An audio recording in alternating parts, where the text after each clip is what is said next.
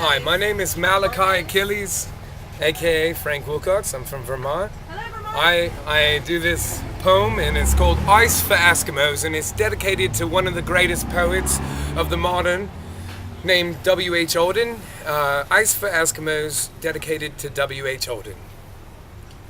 So they told us in our absence that soon there would be no more. Did you ever think to question what they were speaking of, or for that matter, what effect it might have upon our lives? But I could tell you now, at least for my sake, or not my sake alone, our sake, or the greater good, they were wrong. Because as of for now, up in the sky, the big, bold, progressive sun will continue to bring life to all things. It will continue to do its job. It will shine, thus warm the entirety of the globe, both eastern and western hemispheres. If there's a failure to communicate, it's because you probably don't believe in metaphor. So at least there is a metaphor here of a little boy that's eager to trump himself, so he's going to package crisp and clean, ever so nicely, smooth into your commerce. He becomes your consciousness, if you will. No matter how co-opted or corrupted or commercialized it becomes, it's still your consciousness, is it not? So pay heed, pay some attention to the mystic traveler now, with big legend lips that try hard to steady the flame of all of awareness, the windy candle where oblivion stirs within us and our hearts again and again and again. It's always rocking you. It's a wonder you find sleep here at all, because anger, pride, shame, all spectacular waves.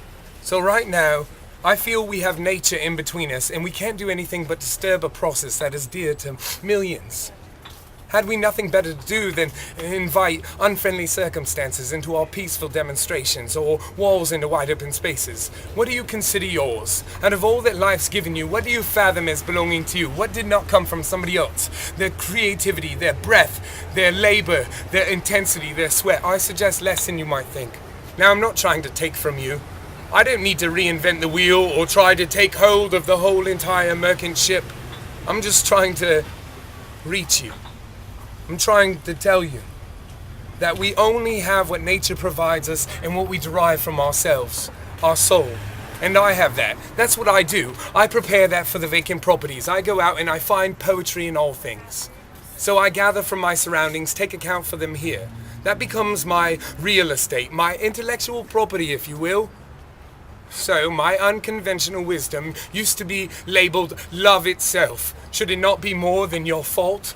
Should it not be more than some bump in the road or some heaped virtue of a cold dying ascendant? Or how about a strange vendor with strong hands, magic, and a merchant tongue permitted only feverish glimpses into the world that we were promised?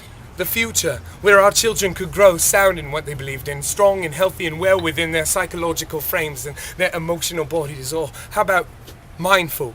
Oh boy, wouldn't that be nice if we were actually mindful of one another? Don't act like you all aren't accountable also. See, we all should be taking responsibility for what is directed in hatred's projection. Like you haven't ever seen dirty scouts aimed at the ones who truly care for us, that nurture us. Like you haven't seen the fleeting moments of an ugly frigging crowd in its keen shifting interest. Or certain hazards, like public solitude in public places. No, you probably haven't been as brave as I am. I wonder if today you've had courage to go out and speak for anyone besides yourself. Don't tell me it's easy to be green. It never has been.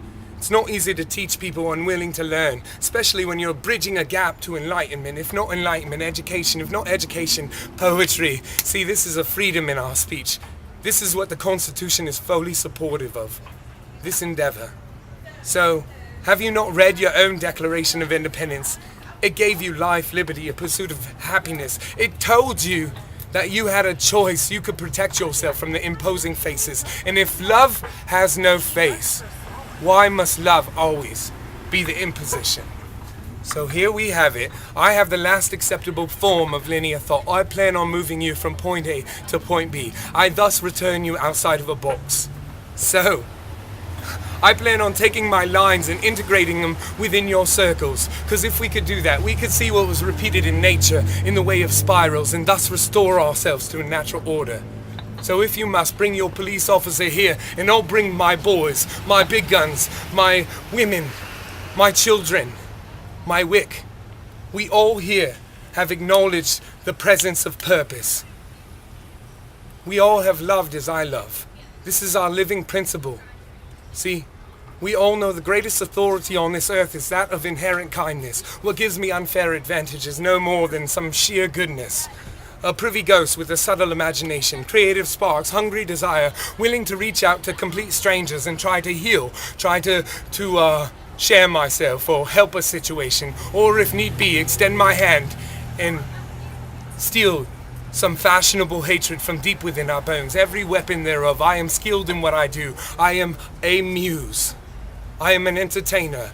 They stole my lifestyle and my fanciful clothing, my home, my mountain, so I took to their stage. Here I perform feats and miracles for the powers that be. I speak directly to my flower, and I'm always talking treason. Train robber, train wreck, nihilist, existentialist, the most feared elitist barber. I am a clear-eyed carpenter of truth.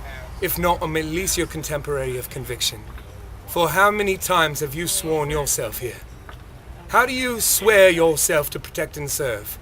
If we are competing for who is the elder, and you feel like you're better suited to be the karma police, maybe you should judge yourself as well as others and show me your badge. More importantly, when you turn your back on one of the brightest suns that you have to encounter, Chance, maybe you should not fumble in the darkness until you fall headfirst into the perilous spring. If you're really at one with everything, you shouldn't be having so much difficulty, I see, pruning your fallow fountain, weeping its idle roses. Come home now, before it is too late. This is where it began. This is where we all pledge allegiance to an inconspicuous cipher of music.